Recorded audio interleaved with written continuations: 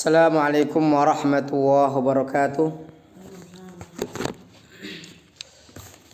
Alhamdulillahilladzi khalaqas samawati bila imad wa anzal matara liyuhyiya bihi nabatal qura wal bilad wa arsala fin nas minar rusuli ma yuqawamu fihimul fasad fadu'atu madaz zamani yadunahum ila sabilir rasyad salatan wa salaman ala khairi man akhlasa fil ibadati wal jihadi habibina wa syafi'ina Muhammadin qam'id dalali bainal ibad wa ala al-ali wa sahbihi alladhina salaku tariqan nasi wal amjad wa ala tabi'ina lahum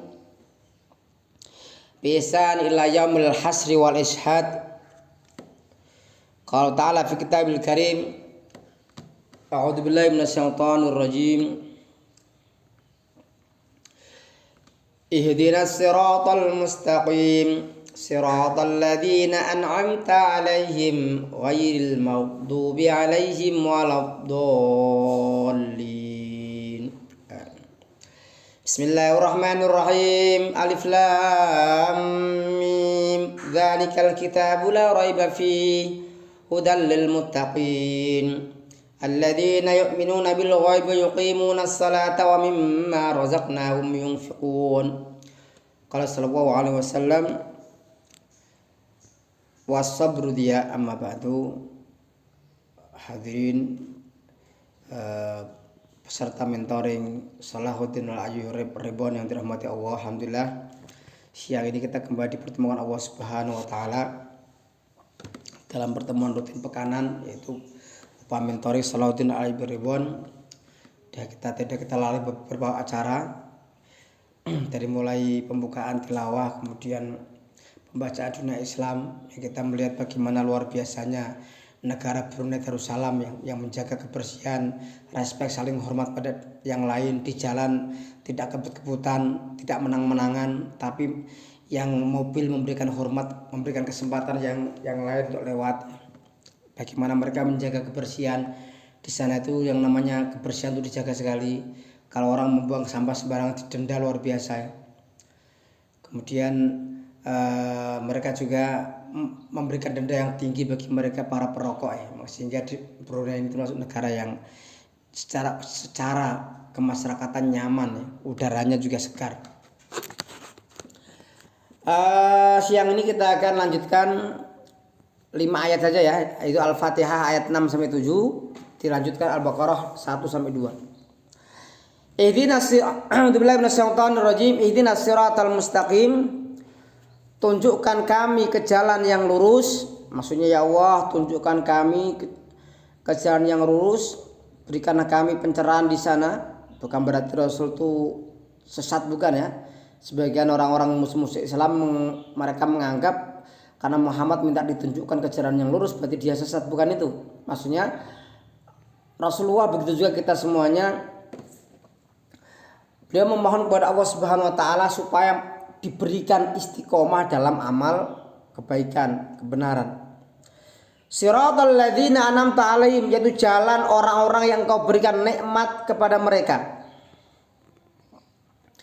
Apa nikmat, Mas Halil? Berupa hidayah. Ghairil maghdubi 'alaihim, mereka yang orang yang mendapatkan nikmat pertama adalah ghairil maghdubi 'alaihim. Mereka bukan orang yang dimurkai, itu orang-orang Yahudi. Waladdallin, begitu juga bukan orang Nasrani. Ya. Orang Nasrani mereka ad-dallin, yaitu orang-orang sesat. Di sini Quran ketika menjelaskan mengenai Yahudi membahasakan al-maghdubi alaihim, yang dimurkai. Tetapi membicarakan orang-orang Kristen menggunakan bahasa waladdallin, yaitu dallin, yaitu sesat. Orang yang mendapatkan petunjuk itu mereka orang yang bukan Yahudi dan bukan Nasrani. Lanjut tambah sedikit 3 ayat Al-Baqarah. Al-Baqarah ini jumlah ayatnya ada 286 yang masyhur ya. Kalau Mas Salim buka mushaf itu 286. Tapi ada sebagian yang lain yang menghitung 287 ini. Bismillahirrahmanirrahim. Alif lam mim. Artinya apa, Mas Salim? Alif lam. Artinya apa? Artinya Allah yang lebih maha tahu ya. Kita manusia enggak ada yang ngerti. Itu ayat yang diawali dengan al-huruful muqatta'ah seperti alif lam mim, seperti nun dan semisalnya, itu maknanya itu dirahasiakan Allah. Dzalikal kitabu la raiba fih. Ini adalah kitab la raiba fih yang tidak ada keraguan. Al-Qur'an tidak boleh diragukan ya. Kita harus iman. Mas Khalil, iman kepada Al-Qur'an termasuk rukun iman berapa? 3. Ke iman kepada Allah, malaikat, kitab. 3 ya benar. Fi hudal lil muttaqin, di dalamnya ada petunjuk bagi orang yang bertakwa. Itu petunjuk bagi orang yang menjadi takwa karena dia menjalankan perintah dan meninggalkan larangan. Terakhir, maka dalam ayat yang ketiga Allah menyebutkan di antara ciri orang bertakwa. Pertama, alladzina yu'minuna bil ghaib. Orang-orang bertakwa itu mereka yang beriman kepada yang gaib. Mas Khalil, ya perkara gaib apa aja? Contohnya, 1, hari kiamat atau kebangkitan. Yang kedua, neraka. Apa kita itu melihatnya? Enggak kan? Makanya dikatakan gaib. Wa yuqimuna shalah, mereka mendirikan salat. Mendirikan salat itu indikasinya apa Mas Khalil? 1 apa? Jamaah di masjid. Yang kedua, awal waktu. Kemudian di masjid lagi dilaksanakan dengan khusyuk. Yang kelima, membentuk karakter bertakwa ya. Mimma razaqnahum yunfikun, dan dari apa yang kami berikan mereka, yunfikuna, mereka menginfakkan. Menginfakkan itu membelanjakan harta, tapi di sini maksudnya membelanjakan harta untuk kebaikan. Karena orang kaya itu ya, orang-orang jahat juga sama, mereka punya harta, hartanya diberikan, punya harta banyak diberikan togel, punya harta banyak diberikan minuman whisky, vodka, minuman keras ya. Pil narkoba ya, pil koplo dan misalnya. Itu mereka juga membelanjakan harta. Bedanya mereka membelanjakan harta bukan dalam ketaatan. Orang bertakwa itu membelanjakan hartanya untuk ketaatan ya.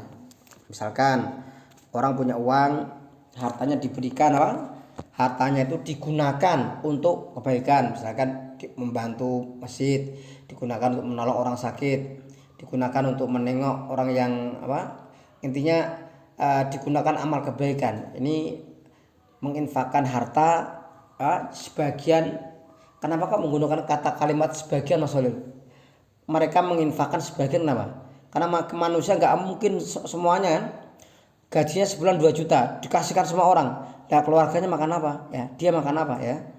Artinya ada sebagian harta, nggak semuanya, diberikan ke orang lain yang mereka membutuhkan. Ini maksudnya pelajaran pada kita semuanya tentang pentingnya kita untuk berbagi. Mas Khalil, kalau berbagi itu lawannya apa?